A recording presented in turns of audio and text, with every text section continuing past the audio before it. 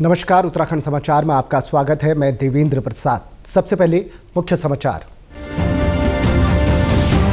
एकल महिलाओं को आत्मनिर्भर बनाने के लिए मुख्यमंत्री एकल महिला स्वरोजगार योजना की होगी शुरुआत। योजना के जरिए 21 से 50 वर्ष आयु की 2000 महिलाओं को स्वरोजगार से जोड़े जाने का होगा प्रयास।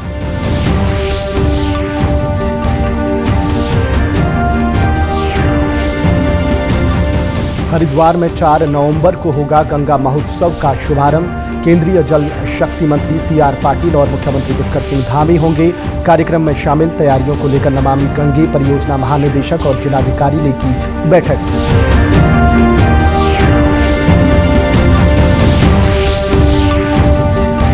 और केदारनाथ विधानसभा उपनिर्वाचन के लिए अधिसूचना जारी। निष्पक्ष, पारदर्शिता और शांतिपूर्ण चुनाव संपन्न कराने के लिए जिला निर्वाचन अधिकारी ने जारी किए आवश्यक दिशा निर्देश।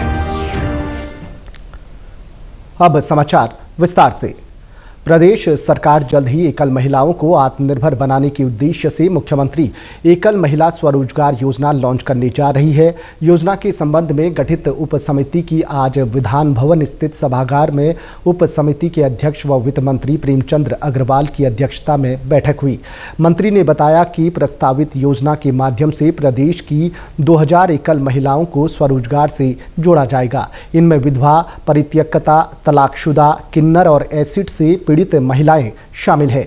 उन्होंने बताया कि योजना का लाभ 21 वर्ष से 50 वर्ष की महिलाओं को मिलेगा, जो मूल रूप से उत्तराखंड की निवासी होंगी। कैसे हमारे यहाँ की जो पात्र महिलाएं, मैं पात्रता भी बताऊंगा, उनको हम आत्मनिर्भर कर सकें। इसमें जो पात्र महिलाएं होंगी, एक तो इसका जो क्षेत्र होगा पूरा प्रदेश, यानी कि उत्तराखंड हमारा प्रदेश में जो महिलाएं यहाँ की मूल या स्थायी निवासी होंगी। दूसरा, एकल निराश्रित महिलाएं जिनकी आयु 21 वर्ष से लेकर 50 वर्ष के बीच में होगी। तीसरा, इसमें जो महिलाएं हैं वो विधवा, परित्यक्ता, तलाकशुदा, किन्नर, अपराध एवं एसिड हमले से पीड़ित एकल निराश्रित महिला, या जिन महिलाओं के बच्चे अविवाहित या अवयस्क होंगे वो हमारे इस स्कीम की पात्र होंगी। हम 1 वर्ष के लिए इस स्कीम को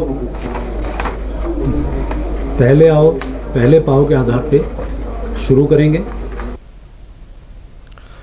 हरिद्वार में 4 नवंबर को गंगा महोत्सव आयोजित किया जाएगा। गंगा महोत्सव का आयोजन केंद्र सरकार की ओर से प्रत्येक वर्ष 4 नवंबर को किया जाता है। इस बार इस आयोजन के लिए हरिद्वार को चुना गया है, जिसकी तैयारियों का जायजा लेने के लिए नमामि गंगे परियोजना के महानिदेशक राजीव मित्तल हरिद्वार पहुंचे। उन्होंने हरिद्वार जिलाधिकारी के साथ नमामि गंगे घाट का निरीक्षण किया। इसके बाद अधिकारियों के साथ बैठक कर तैयारियों को अंतिम रूप दिया। महानिदेशक ने बताया कि 4 नवंबर को प्रस्तावित गंगा महोत्सव में केंद्रीय जल शक्ति मंत्री CR पाटिल और उत्तराखंड के मुख्यमंत्री पुष्कर सिंह धामी शामिल होंगे। गंगा के विभिन्न पहलुओं को इस कार्यक्रम के माध्यम से लोगों के बीच रखा जाएगा। हर साल हम लोग 4 नवंबर को गंगा उत्सव सेलिब्रेट करते हैं, तो ये उसका 8वां एडिशन है। पहले हम लोगों ने काफ़ी बार दिल्ली में किया है। इस बार हम लोगों की कोशिश है कि इस बार उसको हम लोग गंगा किनारे सेलिब्रेट करें, और उसके लिए उत्तराखंड राज्य का चयन हुआ है। तो उसके लिए माननीय जल शक्ति मंत्री श्री CR पाटिल साहब वो आएंगे, और साथ ही में जो उत्तराखंड राज्य के मुख्यमंत्री हैं उनकी भी आने की संभावना है। तो उन दोनों हस्तियों के द्वारा इस कार्यक्रम का उद्घाटन होगा, और इस कार्यक्रम में गंगा के जितने भी पहलू हैं उन सबको उजागर किया जाएगा।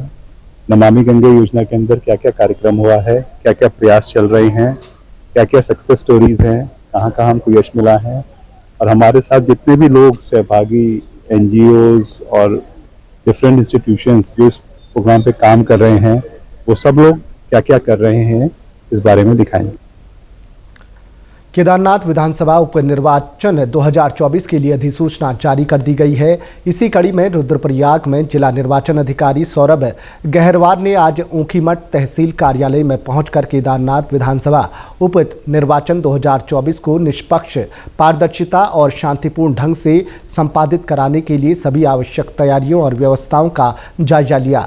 जिला निर्वाचन अधिकारी ने रिटर्निंग अधिकारी उप जिलाधिकारी ऊखीमठ अनिल कुमार शुक्ला को निर्देश दिए कि निर्वाचन आयोग द्वारा जारी दिशा निर्देशों के अनुसार ही सभी आवश्यक व्यवस्थाएं सुनिश्चित की जाए। इसके साथ ही प्रत्याशियों के नामांकन पत्रावलियों के दस्तावेज की प्रक्रिया से पूर्व की जाने वाली तैयारियों सहित बैरिकेडिंग के अलावा शांतिपूर्ण और निष्पक्ष मतदान के लिए प्रशासनिक तैयारियों और निर्वाचन प्रक्रिया को पारदर्शिता के साथ संपादित कराने के लिए सभी आवश्यक तैयारियां और व्यवस्थाएं सुनिश्चित कराने के भी निर्देश दिए गए।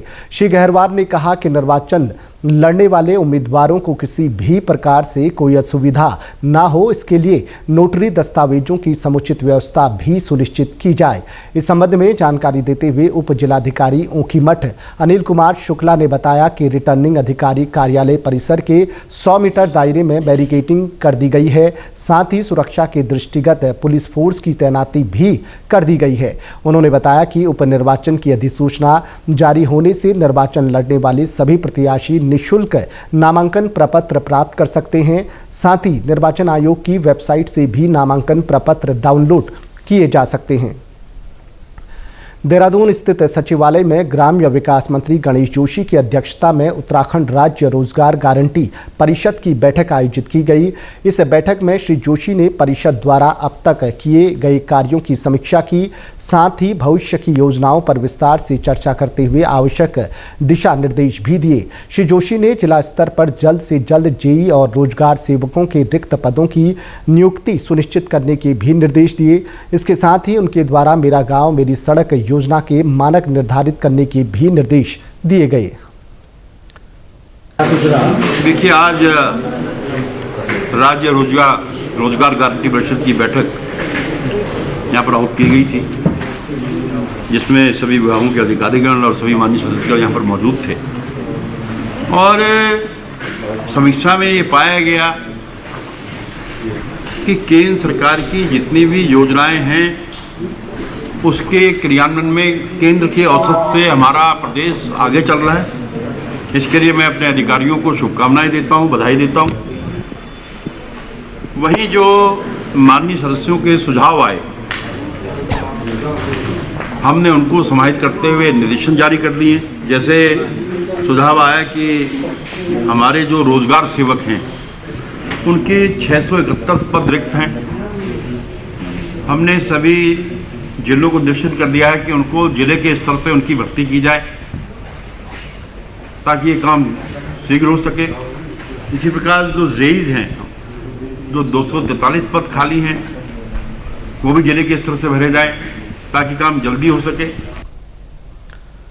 मुख्य सचिव राधा रतूड़ी की अध्यक्षता में उत्तराखंड स्वास्थ्य एवं परिवार कल्याण समिति की 12वीं गवर्निंग बॉडी की बैठक आयोजित की गई। इस दौरान मुख्य सचिव ने राज्य को 2025 तक टीबी मुक्त करने के लक्ष्य को समय से पूरा करने के दृष्टिगत टीबी बाहुल्य क्षेत्रों का चिन्हीकरण कर वहां पर विशेष अभियान चलाने के निर्देश दिए। बैठक में मुख्य सचिव ने कोरोना काल में बड़ी संख्या में स्थापित ऑक्सीजन प्लांट के सदुपयोग पर जोर दिया। साथ ही राज्य में सुरक्षित चारधाम यात्रा और पर्यटन सुनिश्चित करने के उद्देश्य से चिकित्सा, स्वास्थ्य और परिवार कल्याण विभाग को आदि कैलाश, केदारनाथ सहित सभी हाई एल्टीट्यूड वाले धामों, पर्यटक स्थलों, होटलों और धर्मशालाओं पर पर्याप्त संख्या में ऑक्सीजन कंसंट्रेटर रखने के निर्देश दिए। मुख्य सचिव ने राज्य में मातृ मृत्यु दर को कम करने की पहल के रूप में हरिद्वार में एक पायलट प्रोजेक्ट तत्काल शुरू करने के निर्देश दिए। इसके साथ ही उन्होंने मातृ मृत्यु दर को कम करने के लिए मैटरनल डेथ ऑडिट को अनिवार्य करने और स्वास्थ्य विभाग और NHM के बीच प्रभावी समन्वय के भी निर्देश दिए। बैठक के दौरान मुख्य सचिव ने अधिकारियों को हिदायत दी कि राज्य में स्वास्थ्य एवं चिकित्सा के क्षेत्र में अत्यधिक भवनों और इंफ्रास्ट्रक्चर निर्माण की अपेक्षा मेडिकल सेवाओं और मानव संसाधन के सुधार पर विशेष फोकस किया जाना चाहिए। उन्होंने राज्य में ग्रास रूट लेवल पर हेल्थ लिटरेसी बढ़ाने के भी निर्देश दिए। मिलते हैं 6:30 बजे के बुलेटिन में। नमस्कार।